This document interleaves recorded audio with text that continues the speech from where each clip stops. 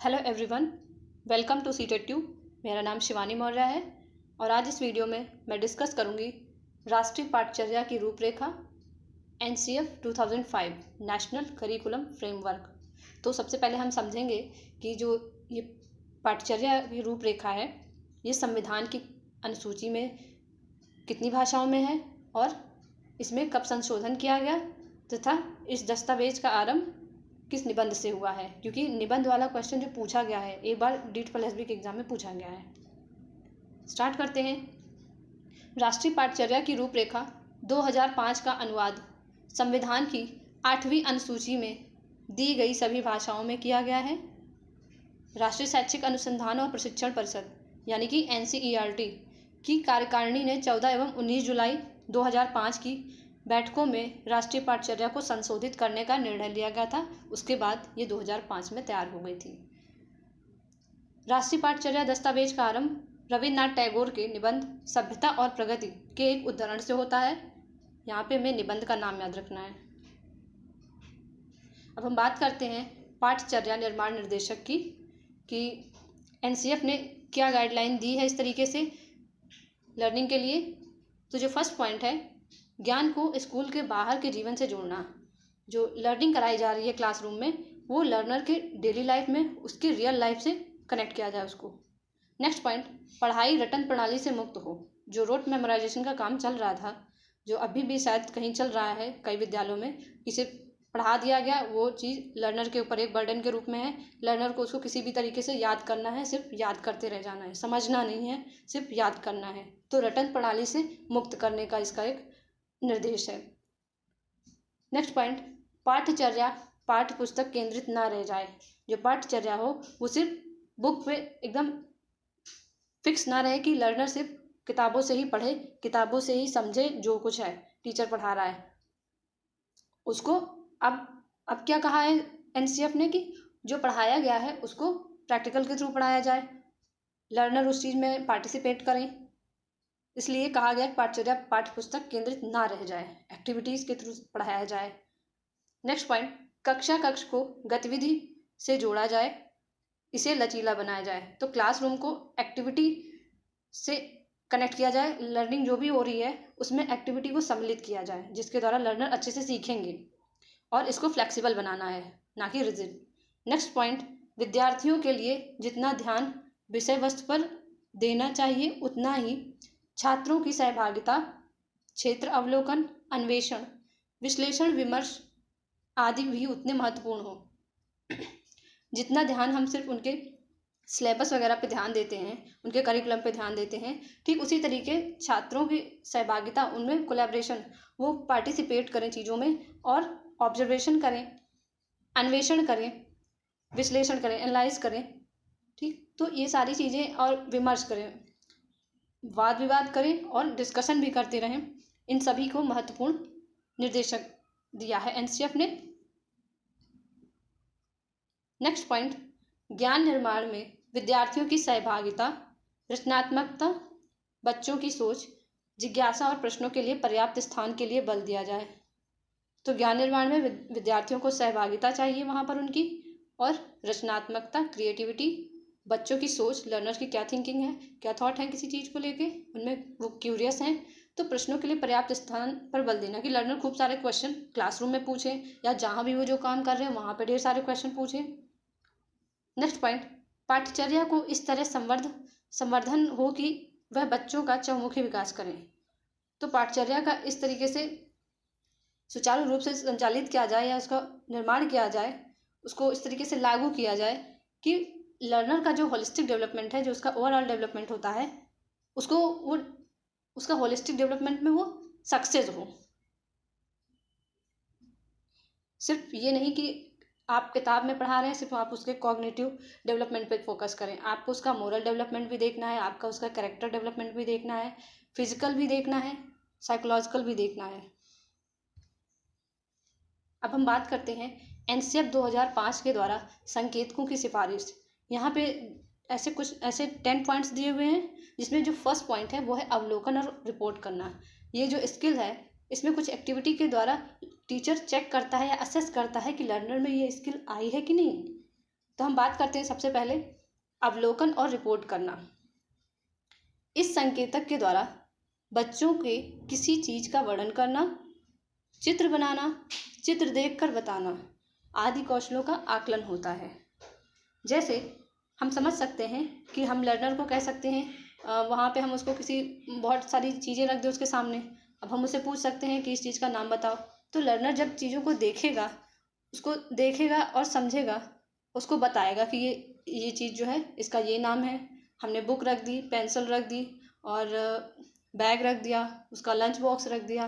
Classroom में जो भी चीज़ें हैं अवेलेबल हैं लर्नर के लिए, तो वो सारी चीज़ें हम रख के पूछ सकते हैं लर्नर से, तो वो उसको देखेगा और समझेगा और बताएगा। यही तरीका हम फील्ड ट्रिप पे अगर जाएं तब लर्नर से कहें कोई चीज़, तो वो वहाँ जो चीज़ देखेगा उसको ऑब्जर्व करेगा जब, तब ये क्वेश्चन जब हम करेंगे कि वहाँ पे उसने क्या देखा, तो बताएगा कि हम यहाँ गए थे फील्ड ट्रिप पे, तो हमने यहाँ पे पौधों का अवलोकन किया। अब पौधा कैसा होता है, उसकी पत्ती कैसी थी, ये सारी चीज़ें लर्नर अपने शब्द में एक्सप्लेन करेगा। तो जब उसने ऑब्जर्व किया है तब उसने एक्सप्लेन किया है, तो उसके अंदर एक ऑब्जर्वेशन का जो स्किल है वो डेवलप हो चुका है। अब हम नेक्स्ट पॉइंट की बात करते हैं, चर्चा करना। इस संकेतक के द्वारा सुनना, बोलना, अपनी राय देना, दूसरों की राय पूछना जैसे कौशल का आकलन होता है।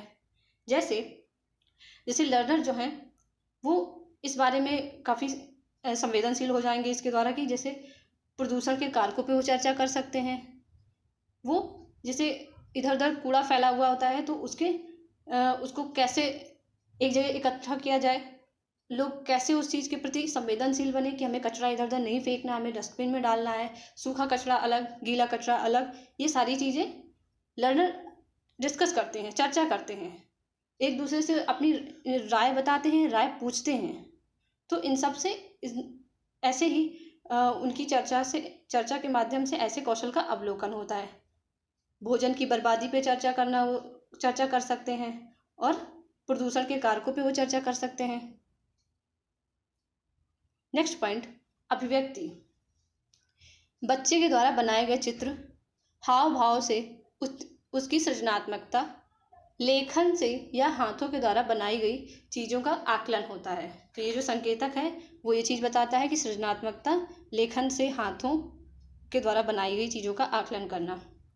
जैसे लर्नर कह सकते हैं अगर मैं पक्षी की तरह उड़ सकता, तो उसकी तरीके वो हाव भाव अपने दिखाएगा पक्षी की तरीके, पक्षी कैसे उड़ते हैं, ठीक, और जल की कमी को कैसे पूरा किया जाए। इन सभी चीज़ों में उनके अंदर सृजनात्मकता आती है और इस तरीके से वो अपनी अभिव्यक्ति करते हैं। नेक्स्ट पॉइंट, व्याख्या। व्याख्या में क्या है, बच्चा तर्क देता है और तर्क के आधार पर चीज़ों से संबंध जोड़ता है। जैसे जल को स्वच्छ करने के साधन क्या क्या हैं, तो इस तरीके से वो चीज़ों में संबंध जोड़ने लगता है। जैसे गर्मियों में भोजन सर्दियों की अपेक्षा ज़्यादा क्यों खराब होता है, तो वो चीज़ों को समझेगा कि ये चीज़ क्यों खराब हो रही है या ऐसा क्या कारण है जिसकी वजह से ये चीज़ खराब हो रही है। वो अपने तर्क देगा, तर्क के आधार पर चीज़ों को एक दूसरे से संबद्ध करेगा। और ऐसे भी हो सकता है जैसे वो सोच सकता है कि 2 दिन की ट्रेन यात्रा करने के लिए हमें कितने भोजन की आवश्यकता होगी, या फिर वो इस तरीके से कुछ सोच सकता है कि अगर कहीं कोई बस्ती है, अगर उसको हटा दिया जाए तो वहाँ के लोग जो हैं, जो रह रहे हैं, वो कहाँ जाएंगे। तो वो अपने तर्क में व्याख्या देना शुरू कर देता है। और एक चीज़ का जैसे अगर झुग्गी हटा दी गई, झोपड़ी हटा दी गई, तो वो कहाँ जाएंगे, फिर उनके बारे में वो चीज़ें सोचने लगता है। तो इस तरीके से वो व्याख्या करता है उन सब चीज़ों पे। नेक्स्ट पॉइंट, वर्गीकरण। बच्चों को एक विशेष समूह में चीज़ों को रखने एवं तुलना, समानता और असमानता, तुलना का मतलब समानता या तो असमानता, प्रकट करने के कौशल का आकलन होता है। जैसे भोजन पकाने के विभिन्न तरीकों का तुलना करना कि डिफरेंट फूड हैं तो उनको हम किस तरीके से खा सकते हैं या बना सकते हैं। तो पकाने की बात हो रही तो कुछ हम फूड्स को फ्राई करते हैं, कुछ को हम उबाल के खाते हैं, बॉईल करते हैं, और कुछ हम सेक के खाते हैं। तो इस तरीके से उनमें डिफरेंट टाइप की वो चीज़ों में डिफरेंस करने लगते हैं कि कौन सी चीज़ कैसे खाई जाती है, कैसे बनाई जाती है, उसकी क्या मेथड है। तो ये सारी चीज़ें तुलना करते हैं। यातायात के विभिन्न साधनों में तुलना करना कि क्या साइकिल किस तरीके से चल रही है या उसमें क्या नुकसान है, क्या फ़ायदे हैं, समानता क्या है मोटरसाइकिल और साइकिल में। तो ये सारी चीज़ें वो निकालता है, उसको वर्गीकरण करता है। क्या साइकिल से कोई नुकसान है, मोटरसाइकिल से क्या नुकसान है, क्या दोनों यातायात के साधन है, तो दोनों में समानता है कि दोनों यातायात के साधन है, साइकिल भी मोटरसाइकिल भी फोर व्हीलर भी। लेकिन सबसे फायदा किस में है, जो पर्यावरण को नुकसान नहीं पहुंचाएगा। तो लर्नर समझ जाएगा कि साइकिल जो है वो किसी तरीके कोई नुकसान नहीं पहुंचाती, बल्कि उससे इंसान की जो फिजिकल एक्टिविटी है उसमें उससे उसकी एक्सरसाइज हो सकती है। तो ये सारी चीज़ें वर्गीकरण वो कर सकता है लर्नर इसके माध्यम से। तो इस स्किल का उसका असेसमेंट होता है टीचर के द्वारा वर्गीकरण से। नेक्स्ट पॉइंट, इससे बच्चों की जिज्ञासा, समालोचनात्मक चिंतन और अच्छे प्रश्न बनाने के कौशल का आकलन होता है। तो कैसे हो सकता है, कौन से एक मिट्टी में अच्छी तरह से उगेंगे, कौन से एक मिट्टी में, सॉरी यहाँ पौधे होगा, कौन से पौधे, कौन से ऐसे पौधे हैं जो मिट्टी में अच्छी तरह से उगेंगे। तो कुछ पौधे होते हैं जैसे, अब जैसे हम देख लें कैक्टस है, वो ज़्यादातर जैसे जहाँ पर पानी की कमी हो, यानी कि बालू जैसे रेगिस्तान हो, वहाँ पर कटीले पौधे हमें झाड़ियाँ देखने को मिलती है। क्या आप यहाँ पे एक नॉर्मल से, जहाँ पे नॉर्मल मिट्टी है, चिकनी मिट्टी है, क्या वहाँ पे कैक्टस आसानी से होगा, नहीं होगा। दिखता है तो है, लेकिन वो रेगिस्तान जैसे एरिया में बहुत अच्छे से डेवलप होगा, क्योंकि उसको पानी की ज़्यादा ज़रूरत नहीं होती और उसमें कांटे भी होते हैं, और रेगिस्तान में जो कांटेदार वृक्ष होते हैं वो ज़्यादा वहाँ पे उगते हैं। अगर ज़्यादा बारिश होगी तो क्या होगा, इसके बारे में लर्नर जब क्वेश्चन करेंगे तो उसमें प्रश्न करने का उनके अंदर स्किल डेवलप होता है। किसी किसी चीज़ को, किसी टॉपिक को लेके वो बात करेंगे और वो क्यूरियस होंगे और अपने क्वेश्चन को टीचर में या अपनी पीयर ग्रुप में वो डिस्कस करेंगे। तो इसी सभी तरीके के जो लर्नर हैं क्लासरूम में, वो क्वेश्चन करना शुरू करते हैं, तो उसमें क्वेश्चन करने की जो स्किल है वो डेवलप होगी। नेक्स्ट है विश्लेषण करना। इस संकेतक के द्वारा बच्चे के पूर्वानुमान लगाना, परिकल्पना करना और निष्कर्ष निकालना जैसे कौशलों का आकलन होता है।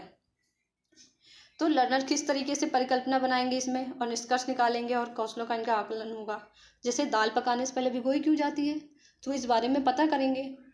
कुछ अपनी तरीके से वो अनुमान भी लगाएंगे कि दाल पकाने से पहले हम भिगोते क्यों हैं, ऐसा क्या इसका फ़ायदा है जो हम लोग दाल को भिगोते हैं। जब उसको पता चलेगा कि दाल भिगोई जाती है, उसको पकाया जाता है, उसमें समय कम लगता है, गैस की बचत होती है, तो ये सारी चीज़ें जब उसको पता चलेंगी तो इस तरीके से वो कुछ कंक्लूजन निकालेगा। नहीं तो उस पर एक एक्सपेरिमेंट बिठाएगा, वो एक एक्सपेरिमेंट करके उस चीज़ को समझेगा।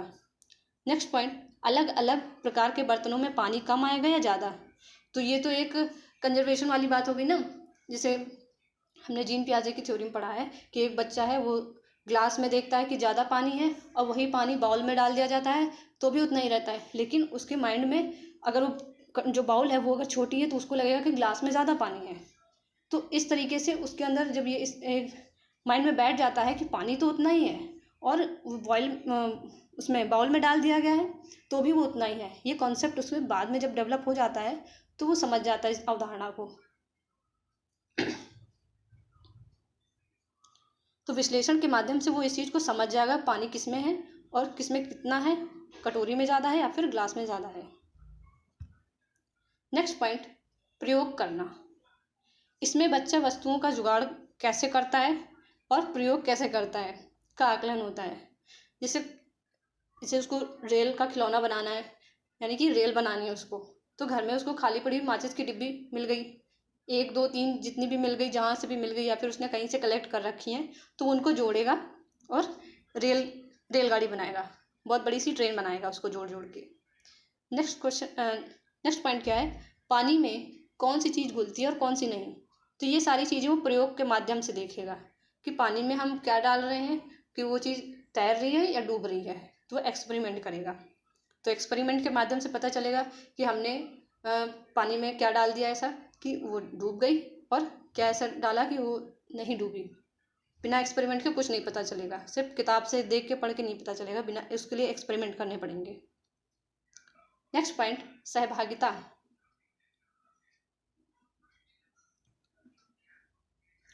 इसमें बच्चे जिम्मेदारी लेने, पहल करने और सहयोग जैसे कौशल का आकलन होता है इसके माध्यम से।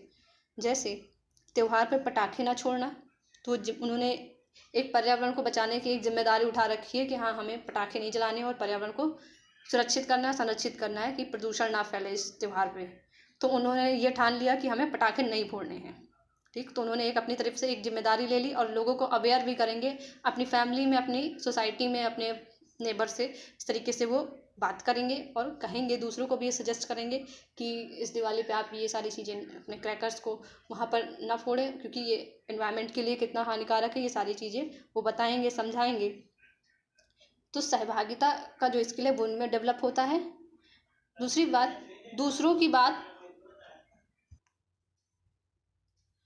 की बातों को बिना रोके सुनना, क्योंकि अगर कोई बात कह रहा है तो उसकी बात को हमें सुनना है पूरी तरीके से, ना कि बीच में रुक जाना है।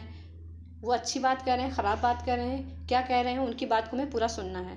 तो इस तरीके से उनमें सहयोग और जिम्मेदारी लेने की स्किल को यहाँ भी डेवलप किया गया है। इसका और एक एग्जाम्पल समझ सकते हैं, जैसे प्रयोग ना होने पर बिजली के उपकरण बंद करना, तो वो बिजली को बचाने की जिम्मेदारी ले रहे हैं यहाँ पे। और दूसरों के लिए कार्य करना, अगर आप अपना कार्य कर रहे हैं तो बहुत अच्छी बात है, अपने सारे काम करिए, लेकिन अगर आप दूसरों का सहयोग कर रहे हैं कि उसके किसी कार्य में आप सहयोग कर सकते हैं तो आप सहयोग करिए, जिससे सहभागिता का स्किल लर्नर में डेवलप होगा। तो टीचर भी इसी तरीके से कुछ एक्टिविटी करा सकता है कि वो भी ऑब्जर्व कर सकता है कि क्या ये लर्नर दूसरे लर्नर की हेल्प कर रहा है। तो इस तरीके से असेस कर सकता है टीचर सहभागिता स्किल को। लास्ट पॉइंट क्या है? न्याय और समानता के प्रति सरोकार। इस संकेतक से बच्चे के विभिन्न और वंचित लोगों के प्रति संवेदनशीलता का पता चलता है। जैसे ये बात कही है विभिन्न और वंचित लोगों के प्रति। जैसे वंचित लोग क्या हैं? जिनको मतलब या तो वो फिजिकली चैलेंज्ड है, या मतलब शारीरिक रूप से वो अक्षम हैं, या फिर सोसाइटी में, कम्युनिटी में वो एक ऐसे कैटेगरी से बिलोंग करते हैं जहाँ पर उनको उनके अधिकार का पूरा अवसर नहीं दिया गया है, तो उनके प्रति उनको संवेदनशील बनाना है। तो इसमें एग्जाम्पल के थ्रू हम क्या समझ सकते हैं कि चीज़ों का पुनः उपयोग करना। कोई चीज़ है, अगर आपने उसको एक बार यूज़ किया और वो चीज़ बच गई है, आपने जो चीज़ बनाई उससे, वो तो ठीक है, आप उसको पूरी तरीके से यूज़ करेंगे। अगर कोई चीज़ बच गई है तो आप उसको दोबारा से यूज़ करेंगे। इसमें एक एग्जाम्पल और भी हम समझ सकते हैं, जैसे हम भोजन बनाते हैं, कभी कभी वो बच जाता है, ठीक, तो उसको ज़मीन पे नहीं फेंकना है। लर्नर को इस तरीके से संवेदनशील बनाया जा सकता है कि फूड सबके लिए इम्पॉर्टेंट है। बिना फूड के कोई भी लिविंग ऑब्जेक्ट जिंदा नहीं रह सकता। कोई भी सजीव प्राणी, जंतु जो भी है वो जिंदा नहीं रह सकता, उसको फूड की ज़रूरत पड़ेगी। तो वो फूड जो बचा हुआ है वो किसी जानवर को खिला सकता है, अगर उसके घर में कोई पेट है, तो कोई एनिमल पेट है तो उसको खिला सकता है। तो इस तरीके से वो बचे हुए भोजन को किसी दूसरे को भी खिला सकता है। इस तरीके से लैंगिक और वर्ग विभेदता के प्रति संवेदनशीलता दिखाना, जैसे इसमें क्या दिखाया जाता है कि महिलाओं को और पुरुषों को इस तरीके से काम में दिखाया जाता है कि महिलाएं सिर्फ घर का काम करती हैं, सिर्फ वो घर के ही कार्य के लिए बनी हुई हैं। तो इस तरीके से हमें कुछ सिखाना है, बताना है उनको कि ये जो दोनों लिंग विभेदता की बात है उसमें सब में समानता होनी चाहिए, कि अगर महिला कोई काम करी तो उस काम को पुरुष को भी करना चाहिए और करना चाहिए, और जो महिला कर रही है वो पुरुष भी करे, और जो पुरुष कर रहा है वो भी काम महिला करे। क्या सिर्फ पुरुष की रिस्पॉन्सिबिलिटी बनती है ऑफिस जाके काम करने की? तो यहाँ पर हम आज के समाज में देख रहे हैं कि महिलाएं भी बराबर सहयोग दे रही हैं, वो भी उन सभी हिस्से पे काम कर रही हैं जहाँ पर पुरुष काम कर रहे हैं। तो अब तो समानता दिखाई देती है, लेकिन समाज में अभी कई जगह पर, गाँव में या फिर शहर में ही हमें देखने को मिलता है कि महिलाओं को पूरी तरीके से समानता नहीं दी जाती है। तो इस तरीके से उनको संवेदनशील बनाना है लैंगिक और वर्ग विभेदता के बारे में, और उनकी जो बुक हो वो इस तरीके से हो कि वो लर्नर के माइंड में इस तरीके से चीज़ें डेवलप कर दें कि चाहे महिला हो या पुरुष हो, काम में सबकी समानता होनी चाहिए। लेकिन ईवीएस में कुछ ऐसे चैप्टर हैं, जैसे सुनीता विलियम्स के बारे में भी है, तो वो महिला होकर के कितना बड़ा काम किया उन्होंने। तो वो सारी चीज़ें लर्नर को जागरूक करने के लिए हैं इस चीज़ को हटाने के लिए कि हमें वहाँ पे लैंगिक भेद नहीं करना है।